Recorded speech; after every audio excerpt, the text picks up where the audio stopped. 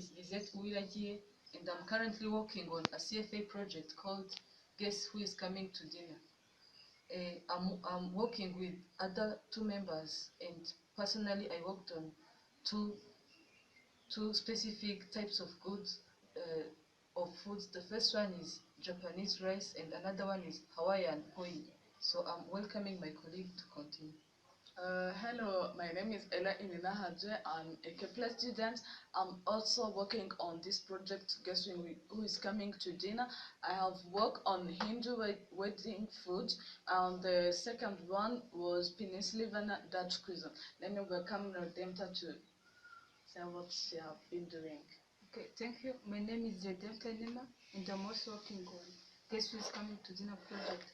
Personally, I have researched on the free food-related event. The first one is Trinket Potlatch, a Pacific Northwest tradition, tailgating at football games, an American tradition, as well as Umuganura, a tradition from Uganda. Thank you. Okay, thank you very much, all of you, but let's start with Redempta. So can you please elaborate the research you made about those kinds of traditions of food? Okay, thank you. Let me start with the first one, Trinket Potlatch from Pacific Northwest. So according to Harvard, this was an event held in Pacific Northwest to celebrate different special events. For instance, the birth of a child, the marriage of a son, or the first menstruation of a girl. Also, this event was an occasion for the host to establish or to enhance his social status. So, as this is a food-related event, what do you think are the main food involved in this activity? What can you guess? I think that the use of those foods is that it gives energy to the people who will attend the event. Yes. Yeah. Is it really? You have tried, of course, but the meaning of those food, they mainly used to use fish and other sea meats while hosting the guests. The reason for those food is because in their culture, those are the main food they value. So as it is a food-related event, of course, it needs to involve food to make a guest fun. There are different rituals and traditions associated with these foods. The first one is that the host of the event had to prepare a match meal to ensure that guests are satisfied and they remain with some part of food to go with them at their home. So, what do you think are the reason why the host has to serve much food and ensure that the guest goes with some part of food to share with their friends? For me, I think that the that event have to include as much as food, so that people may keep sharing together, or keep even the days which will be following, keeping that mode of celebrating that event. Yeah, thank you very much for your contribution.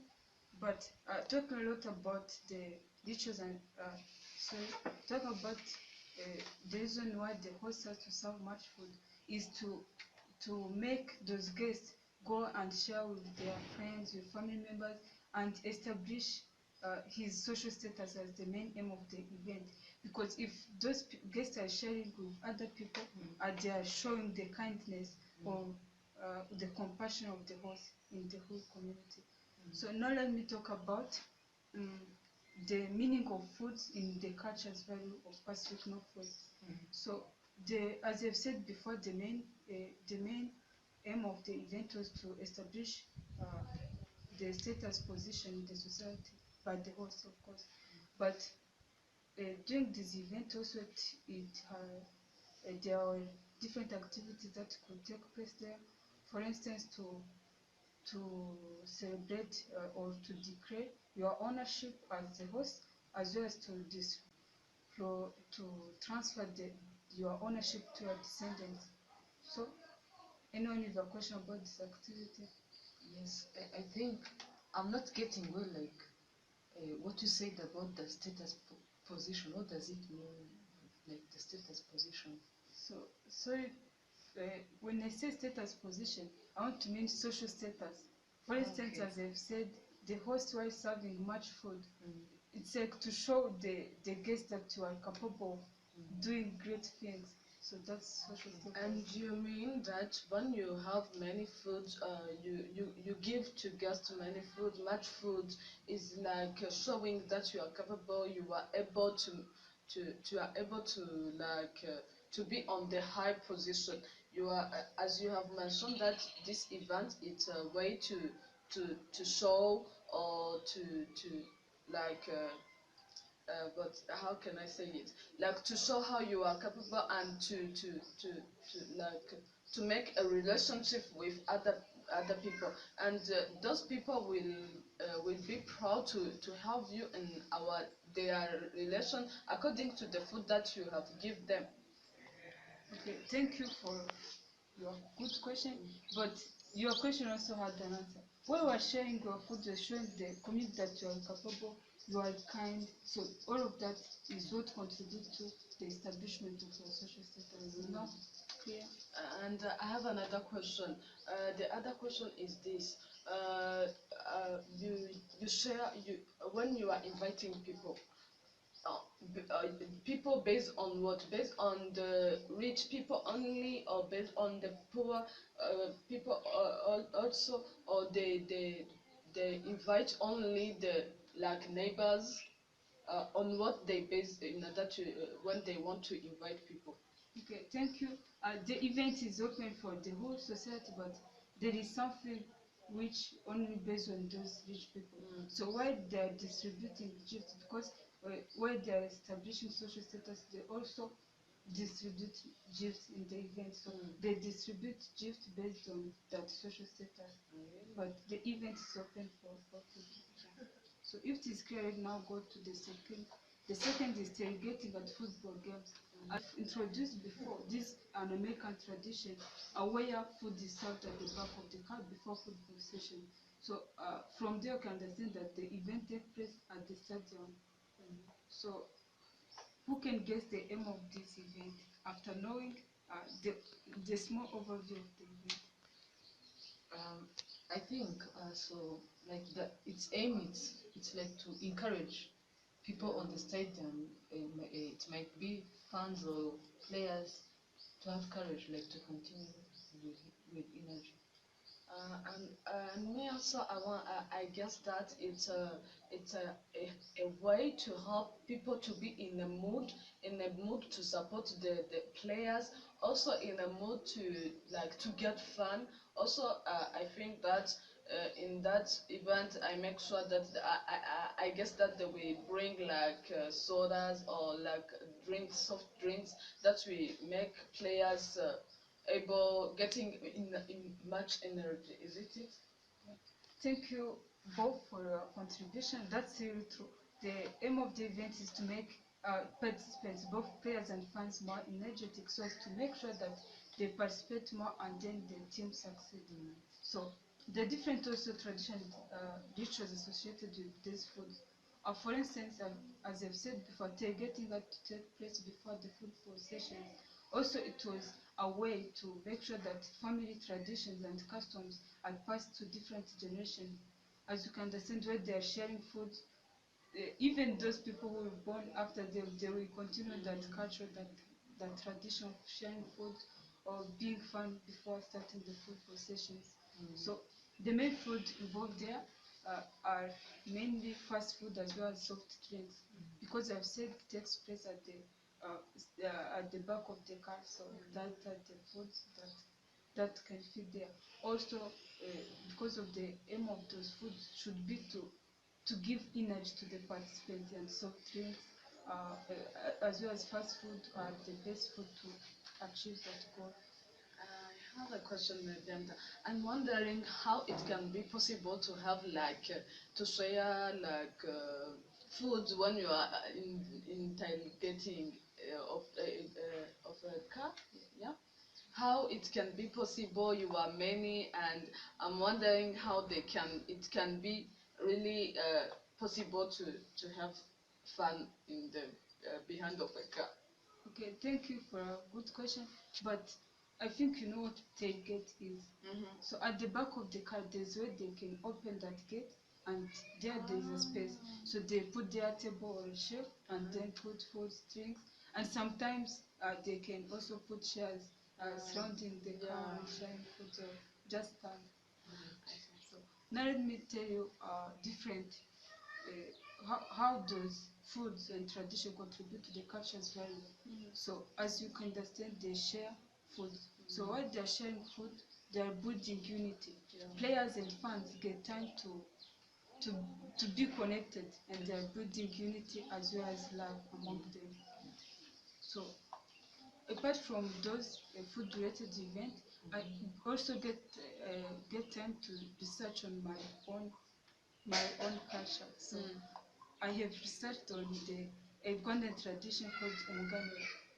Anyone who know what is umuganura, just they can do what is it. I think I have an idea of what is Muganura. It's a ceremony where people gather together and then share food. Yeah, like in August, I think. Yeah. Okay, thank you, Lysette. According to Imirasire, umuganura is a Rwandan tradition which takes place at the beginning of every harvest season. So the harvest season in Rwanda begins on the 1st August. So it means that the event takes place at the 1st August of each year. So the main purpose of the event is, of course, to share food, but share food celebrating what they have achieved, celebrating the agriculture yields in that season. So in order to get more information, I had to approach my grandfather. And I have a question. You have mentioned that the Umuganuro host families and people who's coming from to different parts, and I'm wondering what those people will take place in order to celebrate the Umuganuro event. okay, thank you. Umuganura is mostly held in public place, such as playgrounds where different people can meet and, of course, celebrate without different. Okay. Yeah. Also, it can take place in families where the head of the family, of course, the daddy, had to celebrate the event for his family members, or at the local levels where different people in a small society can meet together without, of course, going at the stadium where the whole country can get close. Okay, thanks. Okay, all right. So, if you don't have like any additions, so I think we can move on. Also, personally, I also made a research on the types of food basing on the culture. So it's pretty different from what Redempta did, because she focused more on the events. So for me, I worked on the food. The first one is Japanese rice.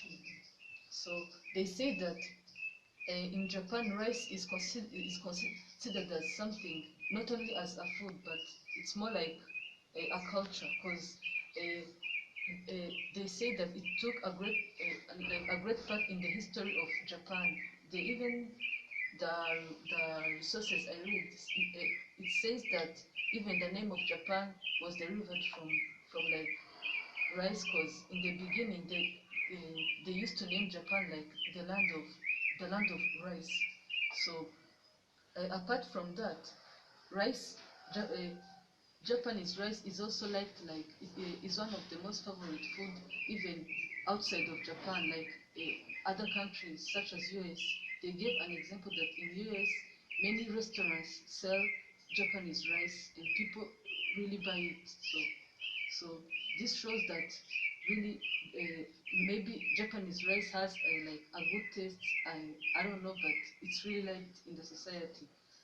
Another thing that I want to mention is it's like the way the citizens of Japanese value like like that rice. They say that it can be even like it can be eaten at each and every type of meal, even breakfast. So you find that they really like it. So I would like to ask you, what do you think may be like the role of rice, that Japanese rice in the in that country of Japan? What do you think, Adam? Okay, thank you. Of course, it is a source of income because it is a crop which can also be exported to gain more income. But relating it to culture, I think it can be a way of conserving culture, because if in the past they used to consume rice, and now they're still consuming rice, it's like a tradition which is being conserved. Yeah, that's really great, because that's even the right answer. It's more like a source of income, because even the economy of Japan depends, like it depends more on the rice they are like selling outside of the country. So you find that rice has like a great role in the development of Japan. Another thing that may relate it with historical, like in a historical context, they say that during the World War II, like citizens were supposed to eat other kinds of food except rice, so that rice can be eaten by soldiers who were like fighting in battle. So I think if you don't have any other question or comments, I may proceed with another kind of food I used. I have a question. You have mentioned that the rice in Japan, it can be eaten like taken by a breakfast. I'm wondering how you can take a breakfast of rice. How is it? Is they change the look of the rice? They use it like a dessert. What's how they prepare it in order to be like breakfast? So thank you very much. That's really a good question. So from what I read, I found that the way they consider rice is totally different from the way other societies consider rice. Like an example, you can see that for us or even other people, when you eat rice, you put there some sauce on it. Yeah. But for them, they only eat rice, only rice. So you find that even at breakfast, they take rice and then they just eat. And another thing that I haven't mentioned is that there is also something that they have a way of making rice in form of snacks. So they have a way of like forming them in a kind of a snack, giving it some weird shapes so that they may be taken as snacks. Thank you, Lizette. I also have a question for you. So I have understood that eating rice only can cause some disease such as diabetes, because it can reduce vitamin B in the body. So do you think that Japan should continue to keep that tradition of eating less only, or they can just change their culture and eat as we eat here in Rwanda, less with other meals? Yeah. That's also like a question that requires critical thinking, because we all know that eating like the same kind of food is really not good. Yeah. But from what I think that they don't eat only rice. They have some, but on their meal there should be rice. Like an example, here in Rwanda, we know that most of our meals, like dinner and lunch, they are beans. So Yeah. for them, they can take other kinds of food, but there most of the time they're also rice. And another thing, I don't think that this has been practiced like many years ago, and is still even now being practiced. So I don't think now they can be sick. They should have been sick even in previous years. In addition, I think that I can guess that they prepare when they preparing the rice, maybe they add some other like other items, like putting like another kind of elements, nutritive elements, because I'm not sure they prepare only rice like it is. Maybe they add some nutritive elements. Yeah. Sure. So can I proceed? Yeah. So I also worked on Hawaiian poi. So this is also one of the traditional food for this island of Hawaii. So they say that today only 1,000 people are real Hawaiians, or people who really originated from Hawaiian. So this is like it is also demonstrating some kind of culture, because they believe that in the like a long time ago, the first people to come to the island were feeding on this poi. So poi has like it has a form of like of starch. So they do it from taro steam. those are like kind of stems or trees that they do from it. So it's also something which is that they value Hawaiian. They value it more, and they even teach it, teach students how to prepare poi at schools, like high schools. Students learn how to do it. Yeah, so Is it look like honey? no, it has a weird color which is more like purple, like purple which is deep, like it's had really a weird color. It's not, if you see it without knowing that it's a kind of food, you can't directly imagine that it's for eating. But they say that it has like a good taste. Yeah, it's like it tastes good. Like people like it when they taste it. Did you take it? For me, I don't think so, but others, Hawaiians, they like it. So I don't know if I follow you, but I would like to know the how those foods are most important in the country. What is the importance of Hawaiian poi in the country? Uh, I I some I kind of like say that because I say that the first people to come to the island were feeding on that. So they were preparing them, eat and then eat it. So it's a kind of it's something that shows the tradition or teaches the history of the island. And they also say that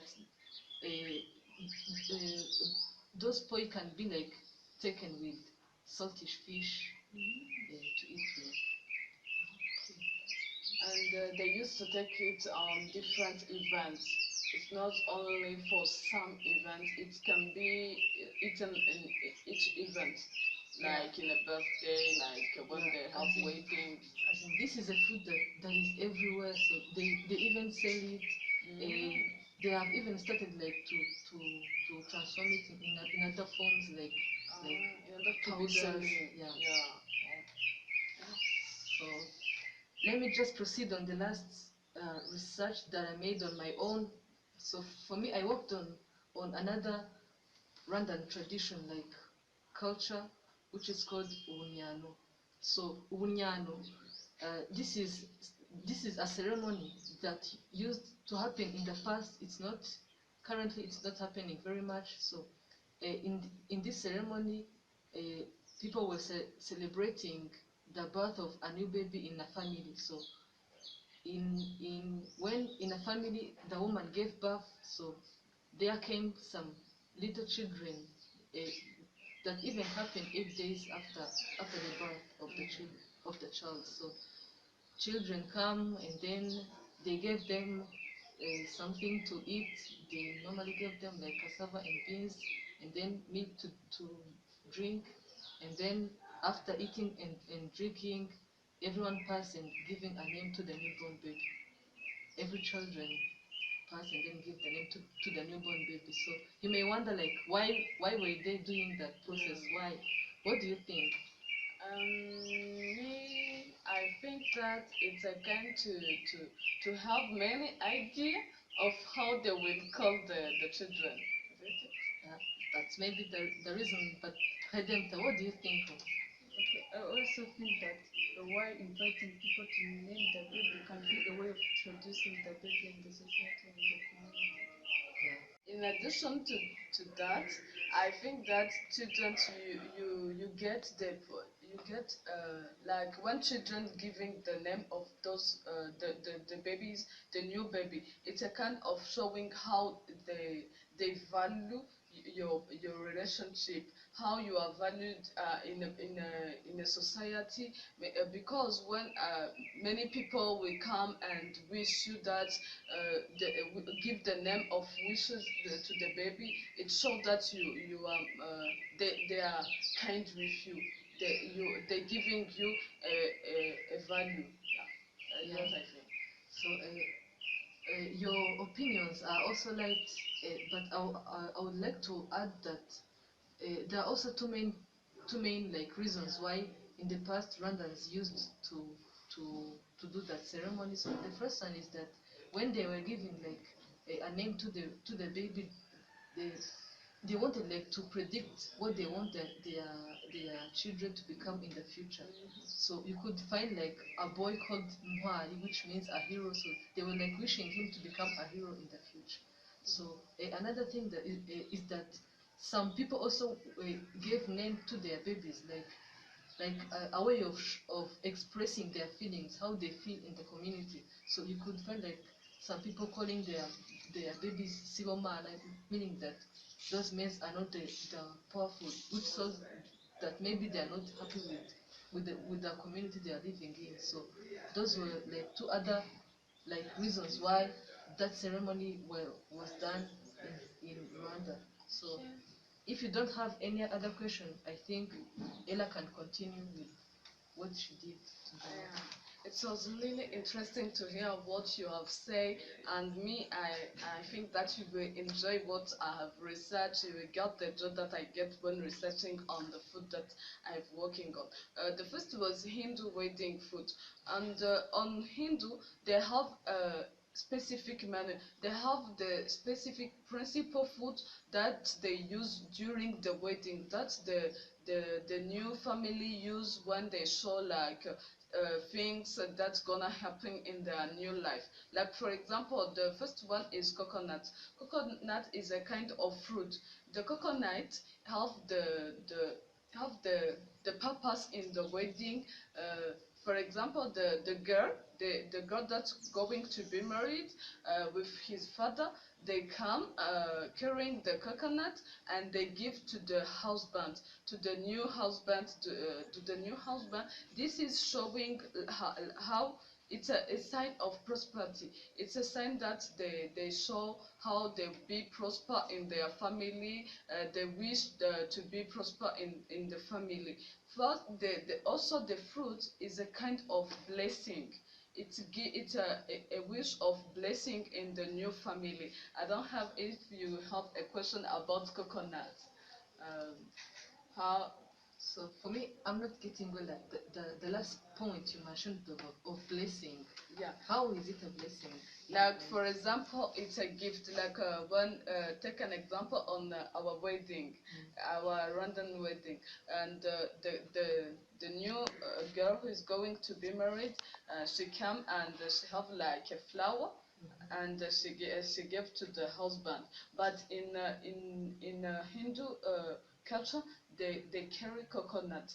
They give it to the husband, like wishing blessing to him, wishing prosperity in their family, in their new family. Also, the father of the girl helps his baby, his girl, to carry it and give it to her husband, her new husband. Do you have a question about coconut? Okay, your topic is really interesting, but I could ask, do you think if that culture, that tradition is also applied in Rwanda, how will Rwandans feel? I think that in Rwanda also we have another thing too that is used during the wedding. Like for example, there are some gifts that they give to the husband, to the new member in family. Like the father girls can give to the husband like a car. I have got in a wedding that the father give to the husband a car, or give another like a suit, cow, yeah. And did you get the meaning of kata and the place that it took in their culture? Yes. And there is another thing, it's a paste of common seeds and the brown sugar. The sugar and the common, they are put it together, and when they are putting together, they are mixed, and the new family, the girl who is going to be married, she come and put it on the head of her new husband, and the husband also will come to put it on the head of her new woman. This is the symbol is showing like bitterness and sweetness of in the new family. In Hindu culture, they say that when putting the mixed in the heart, you are showing the bitterness and the sweetness that will be in your new family. Mhm. Do you have a question about current mixed with the brown sugar? Or So, if I'm not mistaken, so that's kind of like a symbol. yeah, Symbol, it's a yeah. symbol that during the wedding they have many things. They have symbols that they used to do in a wedding in order to show many things that will happen in the new family. Like it's a, I can give like a picture when I have.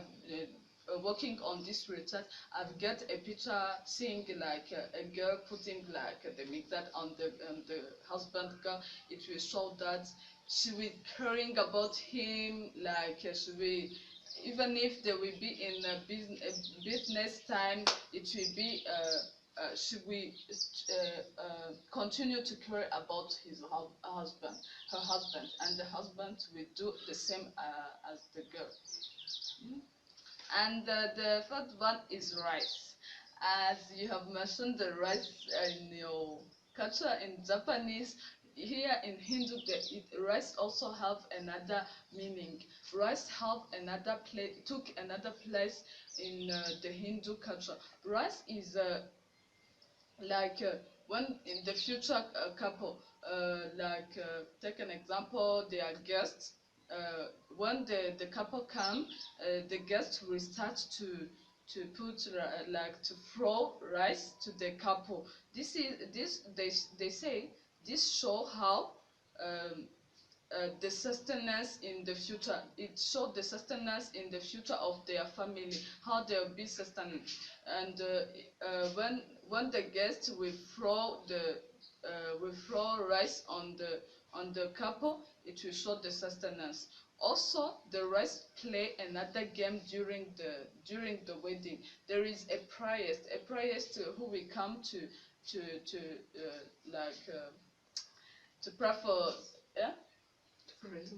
Yeah, to bless the new couple. And they have a fire, the fire to be like continue to burn. They put rice, the prayers continue to put rice in the fire in order to continue to be burned. Yeah, did you get the point of the rice? It's not the same as you. So you can get the different meaning about rice in Hindu and rice in Japanese. Only don't think that rice is only for all those kind of thing. It's also eaten. They also eat rice. Yeah, and there is yogurt and honey. They use also yogurt and honey. Yogurt and honey is given to the husband. The father, the godfather will come and give yogurt and honey. This show the respect that they have to the new member, to show how they respect him, how they are proud of having him in their new family.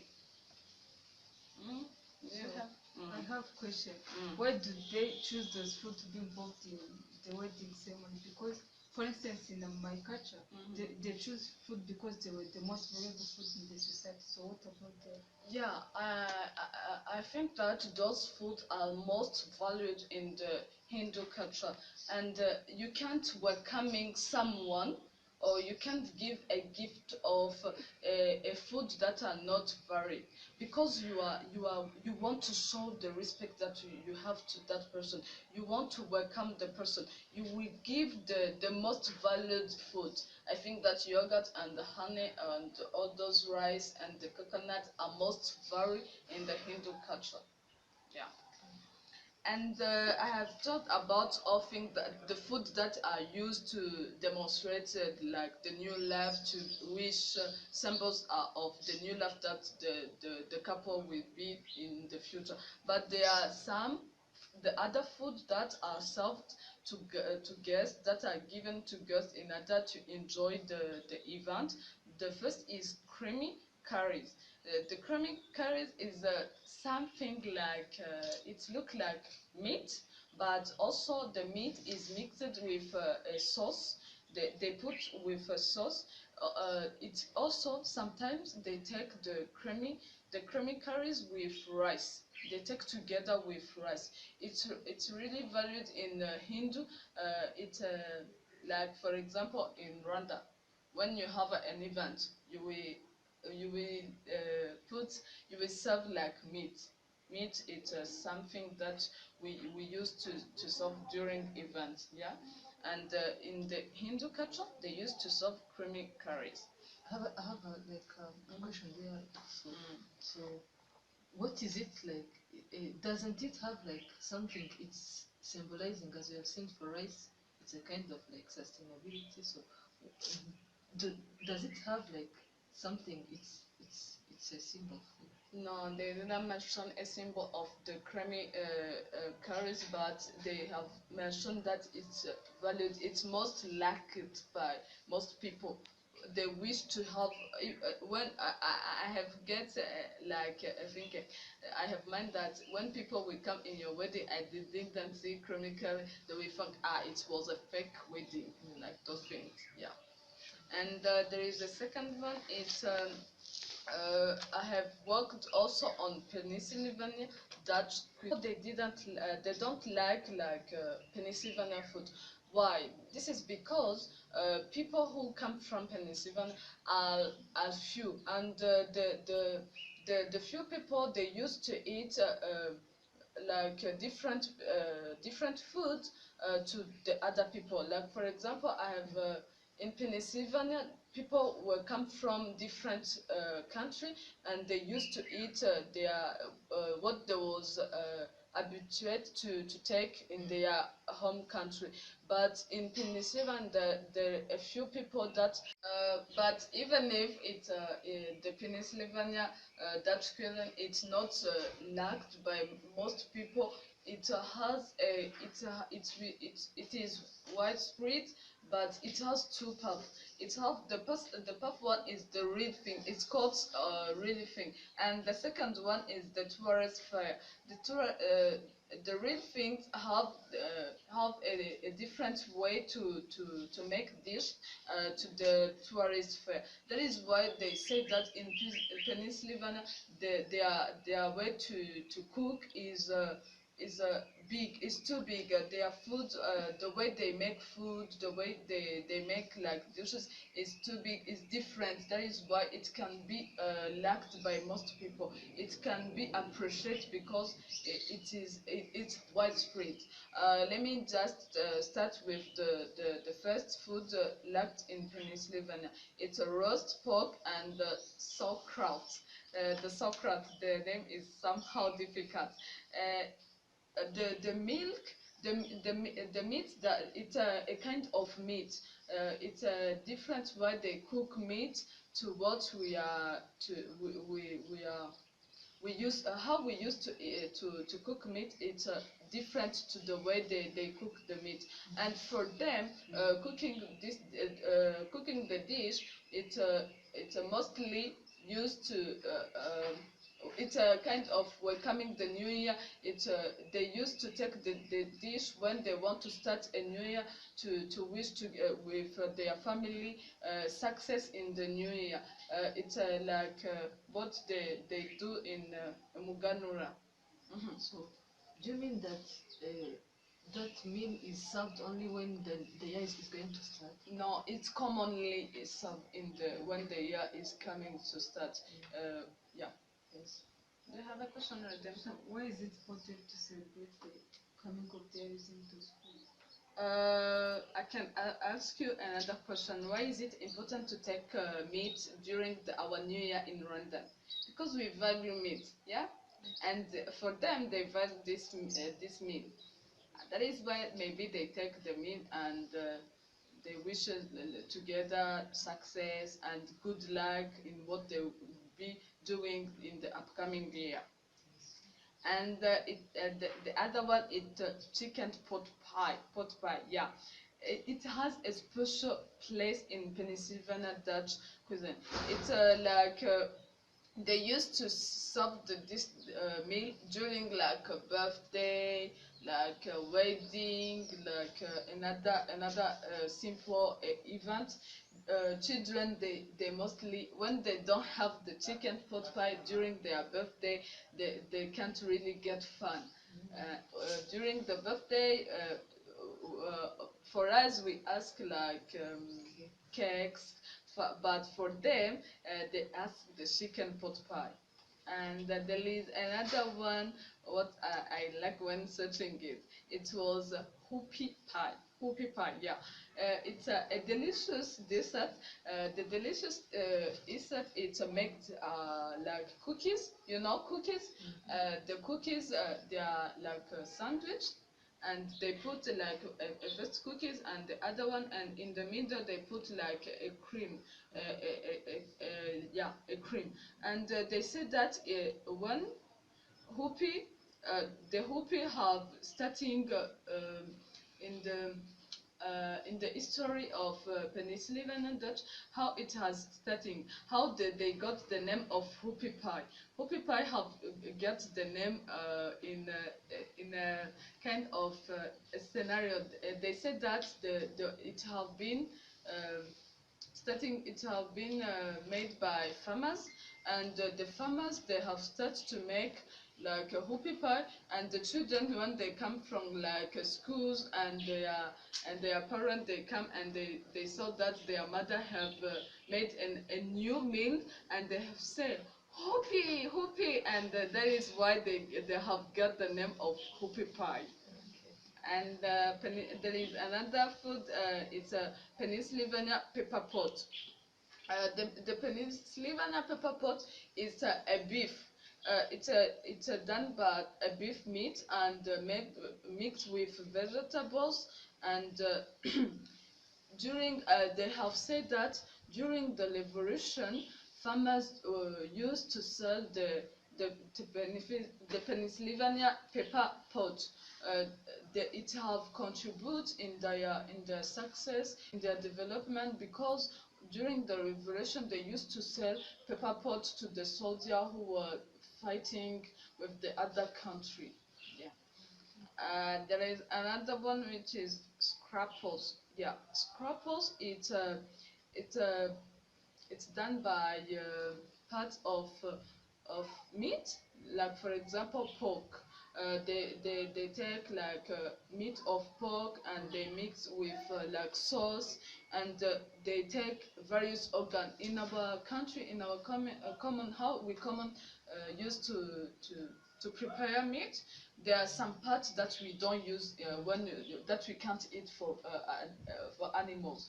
But in Pennsylvania, they want to avoid wasting food. They want to avoiding wasting those meat. They innovate to take like head, prepare the head, and use other organ animals that we don't that are not commonly taken in other country, in order to avoid wasting many food.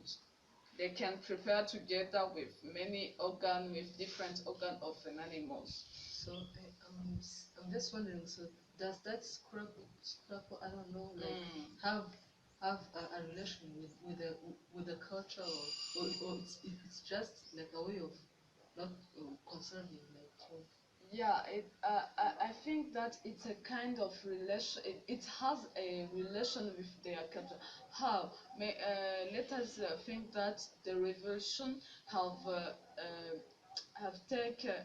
like decreased their development, and they have impact in their success or in their development, and they have choose, no, we don't have to waste all those organ, we don't have to waste food. Let us take and create another way to prepare all those food, because maybe they have if we eat like arms of cattle, and we could also eat the head. It has also another way to cook the organ, and actually maybe they are continuing to eat the meal, and they are reflecting on where they are coming from, how they are surviving from revolution. Yeah, it's now I finished about the two foods that I've been working, and I'm going to talk about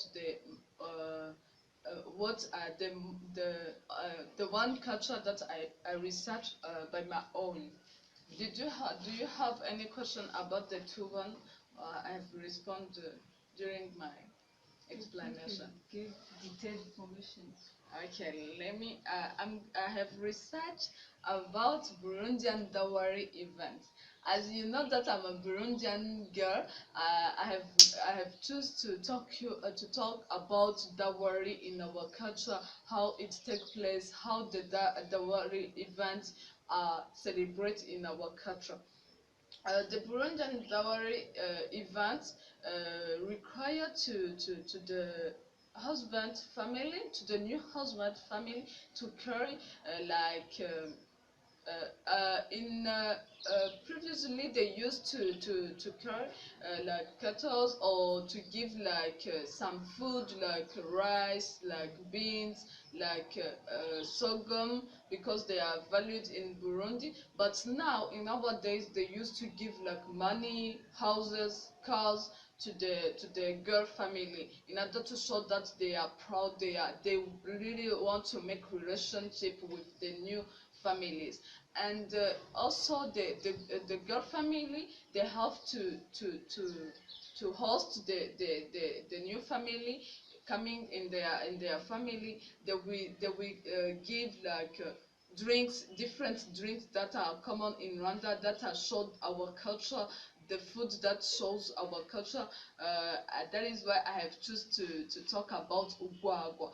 Ugwagwa is a banana drink. It's like a banana wine. It's mostly served during the dowry event.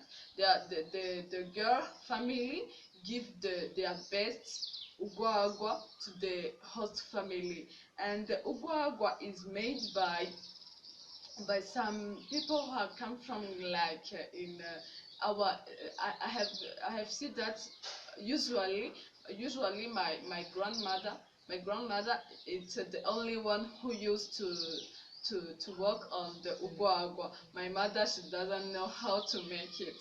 And the ugwa is they ferment.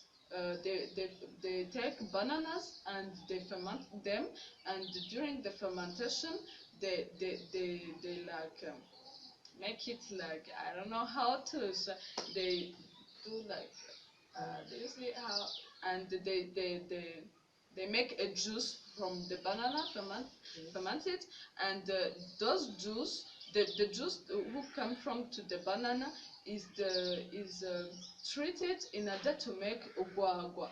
And I have wondered how is it important to take ogwa, how is it important to the Burundian culture to take ogwa. I have found that there is somehow it have another importance, uh, another importance different to the way that it's commonly used in their culture, to show how they are proud of their wine. But there is another important to our health, because I have conducted a research saying that when you are taking fermented like food or drink, it's harmful because during the fermentation, there is a reduce of bacteria, and also like I don't know, like disease, they are reducing during the fermentation. As a it's a the fermentation is also reducing the spoilage. It's reducing the spoilage of some foods who have like spoil, and it reduce their spoilage. And also I didn't mention that Ugwagwa, it also make families, people, make them unity. It give the unit in families, and it help the family to increase relation with others. Yeah, I don't know if you have any other question or in addition to what I have said. Okay, for me, I You're have welcome. a simple question. Mhm. For instance, in Rwanda, Ogwagwa is also used to make people excited, to make them more active. Yeah. So I would like to know if that can be the reason why they also use them in that ceremony, so as to make people more active or more fun. Yeah, I think that it can be also another way to make people fun, because it's a dowry event, and in a dowry event they have to be proud, they have to get fun, because they have increased other relationship, and also it can be a way of empowering people to give many gifts, as it's a event that that asks people to the girl family and the boy family to give gift to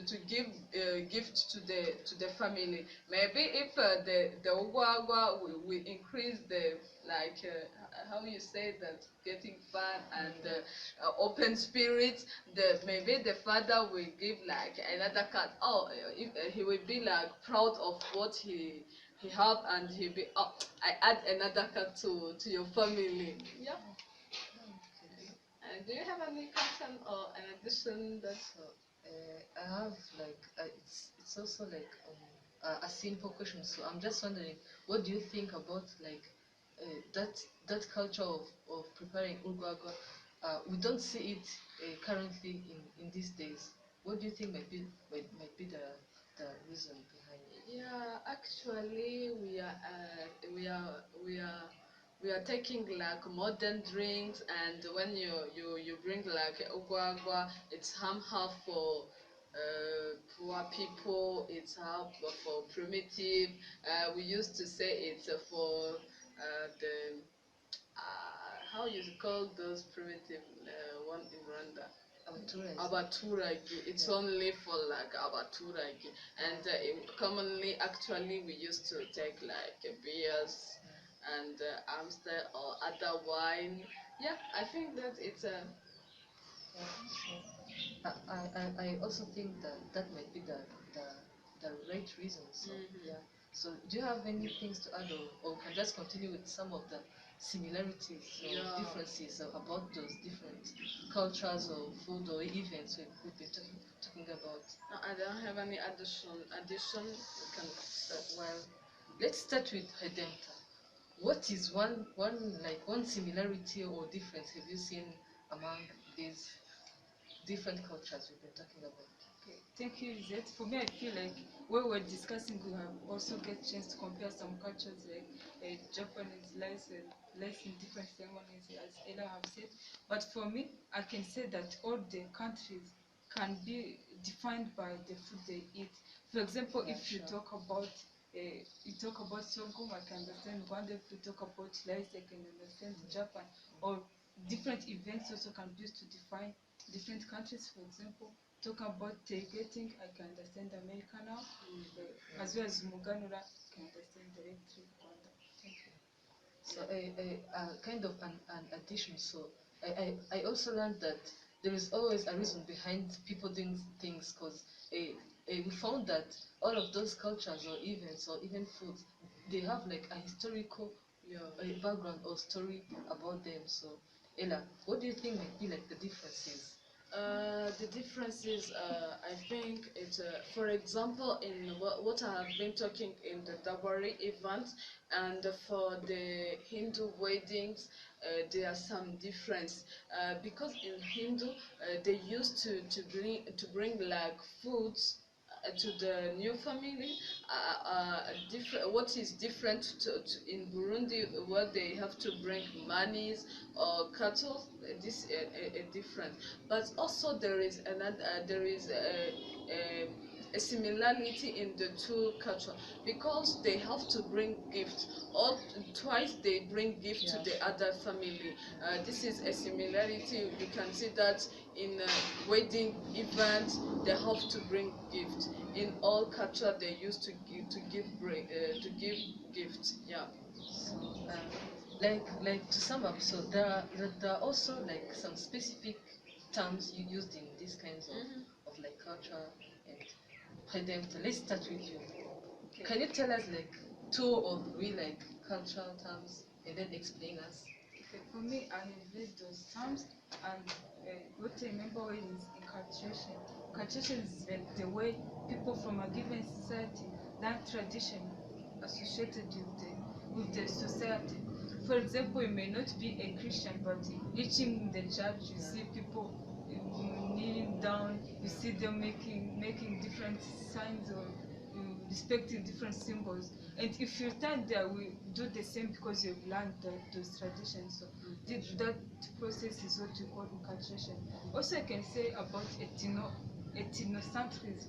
Ethnocentrism is a way of evaluating the culture of other countries by relating it or comparing it to your own culture.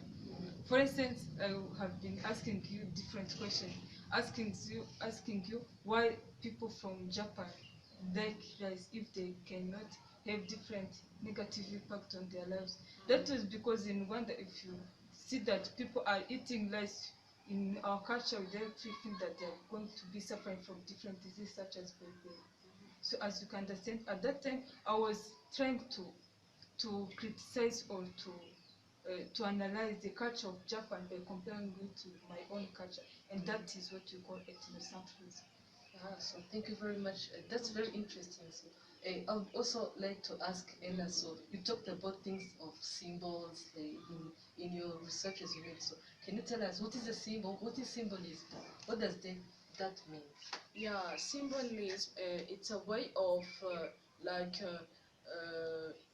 using what we have been doing, like using a food in order to express feelings or express what the culture mean through the food. Like for example, ugwagwa. Ugwagwa, it's in our culture, in Burundian culture, it's symbol of unity. Unity. When you see ugwagwa, it means that you will be having guests, you will be increasing relationship with others, you will be unit with other family, and it's a way of increasing prosperity. And also we have learned how Hindus use some food to show business and greatness and all things that show how the new family will live to characterize the new life that the girl is going to get married and her husband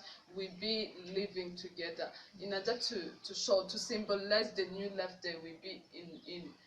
I don't know if I have explained what the symbol is. Do you have an addition? No, I think you've been really specific. I can understand. So however, I also learned about like cultural relativity and rituals. So starting with rituals, these are kind of actions or ceremonies that are commonly happening. So it's like things that happen several times. It becomes like a ritual. So it's a habit. Yeah. And then for culture relativity, this happens, or we talk about this when people consider their culture. So there is a way like people consider their culture as right. However, other persons might find it maybe wrong. Like an example, so you can let's take an example of Muslims. So for Muslims, they have specific rules for that are different. Like for girls, which are different from the rules of men. Like girls have to be to wear this kind of clothes. They have to sit on their side in the mosque. So for some people, they might see that as like a discrimination. However, for them, they find it that this is right. This is the right thing, and because they acknowledge that and they respect. Yeah. So guys, if you don't have like a question or a comment to take, so I'm suggesting that we meet tomorrow to prepare the final report so that we may submit it on time. Yeah. That can be the idea. So thank you very much. Thank you.